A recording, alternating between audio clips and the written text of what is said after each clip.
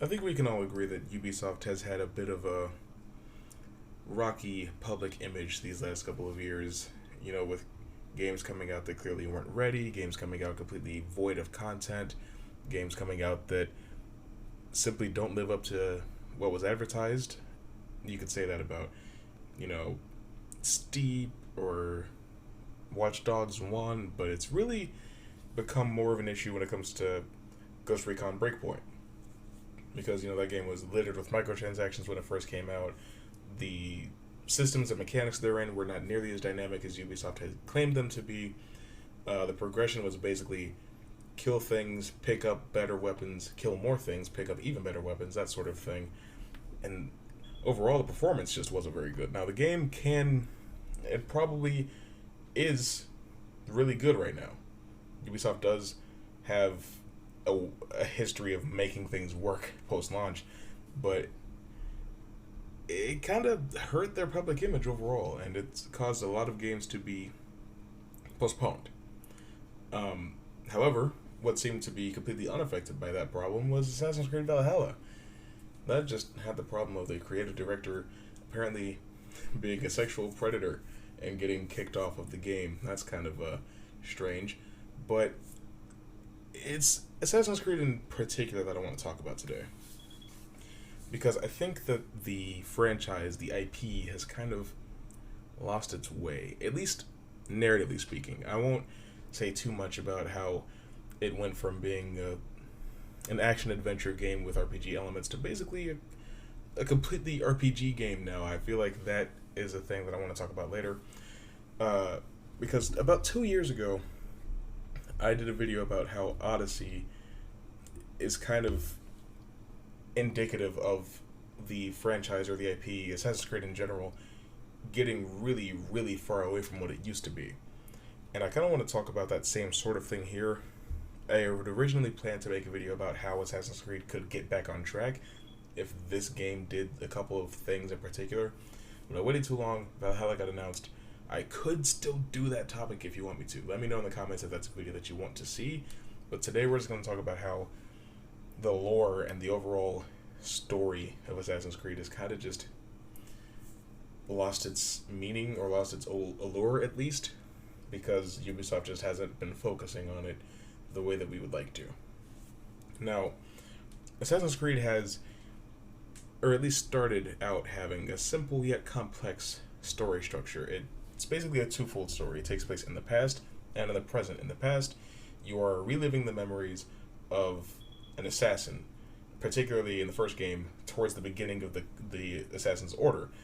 But it was always set in some sort of dynamic setting, be it the Crusades or the Italian Renaissance, but it was something that would be interesting. The setting of each game had to be eye-catching in one way or another. And in the present, you are watching those memories, like I said, through the eyes of Desmond Miles, who is descendant from each of the assassins that you play as in the first few games. Initially, he's held captive by this company called Abstergo because they are watching his memories, trying to find these artifacts called Pieces of Eden, which are basically the remnant of an ancient civilization which is called the Isu, and they're like a stepping stone or a missing link between humanity and divinity. And it's not 1,000,000% clear if the Isu themselves are pulling the strings in some sort of way to come back, or if Abstergo wants to bring the Isu back, or if Abstergo just wants to rule the world. There's a lot of open-endedness, but the Isu themselves, or at least a couple of members of that race, Minerva, Juno, Jupiter, and so on, do make their presence known in the earlier games. They're definitely something that you are constantly aware of, and I thought that was really well executed. Now, eventually, Desmond does escape from Abstergo because somebody who was working there wanted to help him get out and find the Pieces of Eden before Abstergo can, to stop them from doing, their big bad guy plan. Now, that already creates a dynamic of an underdog story for Desmond, which is immediately exponentially more interesting by virtue of the odds are completely stacked against him. But as we all know, at a certain point, Desmond died. He died in Assassin's Creed 3, and for all intents and purposes, kind of ceased to be a character, you know? Because what happened is he sacrificed himself to prevent basically a solar flare from wiping out humanity, or so we're told. Juno tells him, like, hey, you know, if you want to protect the people, you gotta die. But in the process, she is freed. Now, in the next game, Assassin's Creed 4, you do see her in like a digital space, and she shows up again in Assassin's Creed Syndicate in yet another digital space. So is she free, or is she trapped inside a computer? You know, things kind of just happen in Assassin's Creed games that don't really get the attention that they deserve. Like Desmond's death, kind of just, you move on. Abstergo, of course, collects his body, and something very interesting happens, because he was always Subject 17. But now, in the next game, he's listed as Sample 17. The implications of that are kind of mind-blowing, because they took his body and were able to extrapolate his DNA and make it into such a way that you could take any random person, stick them in an Animus, which is the machine that they use to review the person's memories, and suddenly Joe Schmo from up the street is witnessing the memories of Ezio Auditore de Firenze, or Altair Ibn the Ahad, or Connor Kenway, or Edward Kenway, or Haytham Kenway. That's fascinating. But it kind of stops being a thing. You know? Because in the past, in Assassin's Creed 4, which I think Assassin's Creed 4 is a great game. It's probably the best pirate game you'll ever play, and that Skull and Bones, you know, wants to do us all a favor and fucking come out someday. That'd be nice. But it kind of muddies things as far as the Assassin's Creed story, because it's another one of those things where the character doesn't get any training but just has the skills, and they have to come up with some sort of explanation as to why they have the skills. That's not the important thing. The important thing is that the entire game centers around another one of those artifacts called the Observatory. And it's basically, you take some DNA from a person and you put it in this projector, and you can see where they are in real time. That's really interesting, especially for a company like Abstergo that, as far as we know, want to control humanity. If they can get samples from everybody that works at the company, they can use the Observatory to always see where they are, and kind of, you know, use that as a way to further their world domination plan. But they don't. There are also multiple Apples of Eden, which the effects of which each one are kind of strange, because you could use them to duplicate yourself, or you can use them to drive somebody around you to insanity. You can just kill people around you with them. It's weird, but there's definitely more than one, because we've seen more than one. Abstergo should know where all of these are if they have access to Desmond's DNA. They should, theoretically, be able to watch Desmond's memories. But for some reason, they don't seem to have any of the Apples of Eden. There's a whole plot about a shroud that basically gives you healing abilities in Assassin's Creed Syndicate. And some of the leftover people from the Assassin's Order, Sean and Rebecca in particular, try to help go after this thing, and they lose, and Abstergo gets it, but we don't know what they want to do with it. We don't know if, since they seem to have this goal of bringing back the precursors, maybe they want to clone Desmond Miles. But what would be the point of that? And on the topic of Desmond Miles, without him, we really don't have a surrogate character or an anchor keeping us attached or invested in the present timeline. Basically, we're just left with a bunch of goons that we don't care about. Even Desmond's father, William, is descended from the Kenways, so he can see some memories if he gets in the Animus, but we don't know where he is. Or at least I don't. I don't know if he shows up in Assassin's Creed Origins or Odyssey. I didn't play those games. I wasn't interested. Sorry, Sui. I also didn't play Rogue. Sorry. But without something keeping you engaged in the present timeline, it gets to a point where you'd rather just not have that. Because in 4, you play as some random Abstergo employee from a first person perspective, walking around the facility super fucking slow. And in Unity, you play as somebody who can't even turn their head. Your name is Initiate, and you talk to a woman named Bishop through a screen. That's not interesting. It is like I would literally rather not have anything in the present at all if it's not going to be interesting, if it's not going to be a productive use of my time. And even on the other side of things, with the past settings, each setting moving forward in time the way that it did, at least for the first few games, seemed to be building towards something. Maybe they were bringing the story forward and they were going to make a game that took place entirely in the present someday. Maybe it's finally time for Desmond and Abstergo to face off, go after some sort of, piece of Eden, and Desmond has to stop them. But that can't happen anymore, because Desmond's kind of fucking dead. So the timeline started playing hopscotch, because right after that it went back in time 60 years, and you play as a pirate. I love Edward, he's a great character. But you have to wonder what's happening next. What happens after Connor?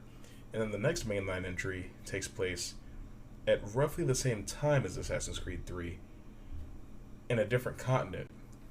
You're dealing with the French Revolution. I like Arno. I wouldn't say he's a great character, but he's interesting enough to keep your attention over the course of the game.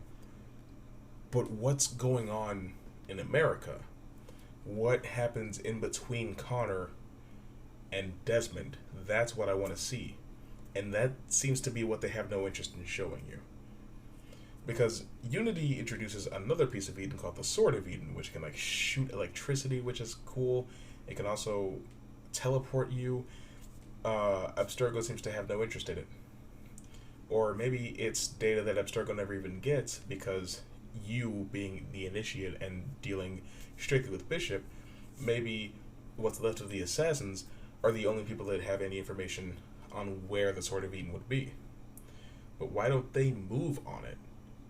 Or in Syndicate, which takes place about 100 years later, during the Industrial Revolution, again, completely unrelated characters, completely unrelated setting, there's another piece of Eden, like the Shroud, really, like I mentioned. But we don't know what Abstergo's doing with the Shroud. These pieces of Eden are just coming into the story and then just going straight back out. And the more that you bring in, the more you complicate things, and you make it really hard for fans to keep up, especially when something just walks in and then walks right back out, hardly even making a name for itself while it was there. You get to a point where it's easy to forget that Juno's even there. She's free, sure, but you don't really see her much after that. What about Minerva? Did she die? Where's Jupiter? What's going on? Are the Isu going to come back? Does Abstergo plan on actually doing anything with all the information that they would have from taking Desmond's body? And then after Syndicate, the franchise took a 2-year break and returned in 2017 with Assassin's Creed Origins. Now, I get why it was time for a change of scenery and maybe a change of gameplay model. Assassin's Creed Syndicate wasn't the most popular Assassin's Creed game. It didn't sell that well. I mean, it made money, but not Assassin's Creed money. So they decided to go further back in time. Way further back in time. We're talking BC. And start the story from there. And that's great, but now there's this huge gap between then and Assassin's Creed 1. Just like there's a huge gap between Assassin's Creed 3 and present day. So we have even more questions as to how does, this guy, this one guy wearing a hood, get to where Altair is. And I'd always seen Altair's era, the Crusades era, as the beginning of the story. Of course, they probably weren't the first group of assassins, but as far as the story and how it pertains to Desmond and how it's shaping the present and how Abstergo is going to use the information that they're getting, it starts with Altair. That's where the pieces of Eden come into play with his ancestors. But I guess without Desmond, you don't have to play by those rules anymore, and you can kind of just do whatever you want.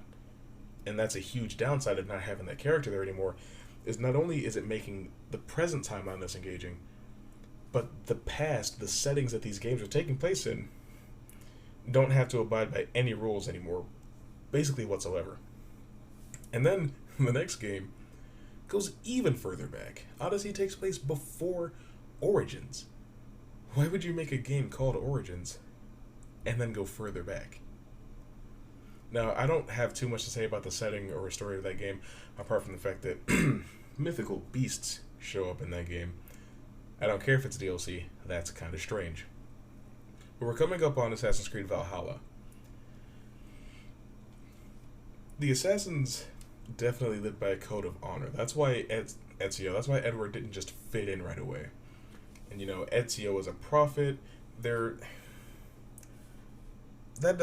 detail itself doesn't matter, but there seemed to be a way of life that people who became assassins resigned themselves to. So it's kind of hard to convince me that a Viking would choose to live by that code of honor. I'm sorry, I just kind of don't buy it.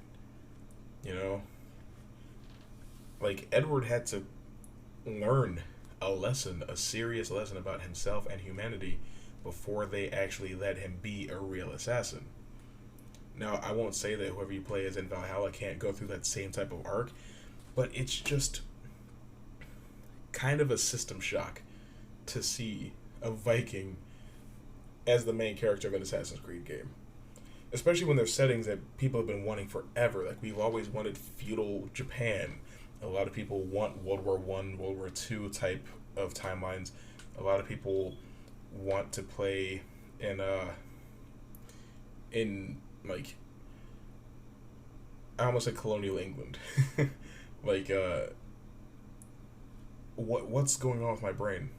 You want to play as a knight in England is what I'm trying to say. I can't for the life of me think of that era. But there's all these settings and places and eras that people have been wanting the franchise to go for the longest, especially because in Assassin's Creed 4, there's a file you can hack into that has a list of settings of interest for Abstergo. And some of the settings that I just mentioned are on that list.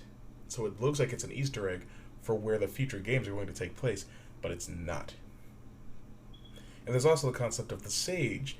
Apparently it's some sort of like transcendent like above human type of race that every time one is killed they're reincarnated. That concept is introduced in Black Flag, and you deal with one in the present, and then you see another one as the main villain of Assassin's Creed Unity, and then that's just it for sages. You just stop seeing sages. And like I said earlier, it's hard to remain invested in a story where nothing feels like it has weight. Things take place, things are introduced, concepts are brought into the world of the game, and then the very next year, everything that you just learned in this game is irrelevant. Because Ubisoft just doesn't want to deal with that anymore. It's time to move on past that plot point. You should stop thinking about sages. Stop thinking about the Observatory. Stop thinking about the Sword of Eden. Because we did. And with all of the elements that I've been talking about this entire time, when you roll that all together, it's hard to be invested in the past settings that the games are actively taking place in. And it's hard to be invested in the present timeline because things just aren't really happening. And if you can't be engaged or invested in the only two options there are as far as the story being told, you can't be invested in the story. So sure, Assassin's Creed Origins and Odyssey have been selling a lot of copies, but it's because they completely changed their gameplay model and were able to bring in hardcore RPG fans. People that liked Fallout played Assassin's Creed Odyssey because there were a lot of elements that were similar. But I think that the number of people who played the first game all the way through Odyssey is very low. Because I legitimately think that anyone who thinks about the story in a critical way, not exactly, or not necessarily on the level that I think about it, is just having a hard time staying invested. Like, if you can point me to a comprehensive and well constructed explanation of the Assassin's Creed timeline as it is, I'd be eternally grateful. But the way I see it, there are huge gaps in the story that need to be filled. There's a 250-year gap in between Assassin's Creed 3 and the present. There's a 1,000-year gap that needs to be filled between Origins and 1. And there's a 500-year gap that needs to be filled between Odyssey and Origins. And obviously they're not going to make a game that takes place in each single one of these settings, and if they do, it's going to be another one of those side-scroller side games like the Assassin's Creed Chronicles games were. The best you can hope for is a book or an animated short like Assassin's Creed Embers or something like that. But I don't think that a franchise as big as Assassin's Creed should have to rely on supplementary material to get themselves out of a mess that they shouldn't have been in the first place. I think that it started with them trying to buy themselves time to figure out how to make a modern day Assassin's Creed game work. I legitimately think that after the end of 3, there was supposed to be something that was either predominantly taking place in the present or completely taking place in the present. And Assassin's Creed 4 and maybe Unity were both there to tide us over while they figured out how to make that work. But then they just completely abandoned that. And now we are stuck where we are. Nobody really knows where the story's going. Nobody really knows what to expect. Hell, you can't even guess what setting it's going to take place in now because they're just hopping all over the goddamn place. You know, and I love Assassin's Creed. It's still one of my favorite game franchises of all time. I think it's completely lost its way by this point. But I do think it could get back on track, and I want it to get back on track. I want to enjoy one of my favorite games again. Like, of course, I can still go play the Ezio collection again. I can still play 4. I tried to play 3 again. Ended up really not liking it for some reason, even though 3 used to be my favorite Assassin's Creed game. Not quite sure what happened. But when you stop having interesting characters, for instance, as lovable and as charming as Edward Kenway is, he's no Ezio Auditore. And then to go from him to somebody as vapid and one-dimensional as Arno was in Unity, and then to go from that to even flatter characters in Jacob and Evie Fry in Syndicate, it just gets to the point where it's like, if I can't even latch onto the characters that live in the past that I'm controlling for the majority of the game, what do I have to gain from playing these games? So that's why I left the franchise. And I'm sure a lot of other people left the franchise. I mean, Syndicate sold half as many units as Unity did. And sure, Origins sold twice as many as that, but like I said earlier, I don't think that is old school fans of the franchise coming back. I legitimately think that is just Ubisoft reaching into different pools of gamers and bringing them into the franchise. And of course, they won't care about this sort of thing the way that I do, or you do if you're watching this video and you made it to this point. But I just think it's important, and I think it's a damn shame that Ubisoft doesn't. But that's kind of how I think that Assassin's Creed narratively is kind of a mess, and why it got there. As of right now, I don't exactly have a solution as to how to fix it. I could think laboriously over it in the future and come back to you with a solution, but as of right now, that's all I got for you. Do please consider supporting the Patreon if you are at all possible. It definitely helps create videos that are like this or even better in the future. And with all that out of the way, see you next time. Love you guys.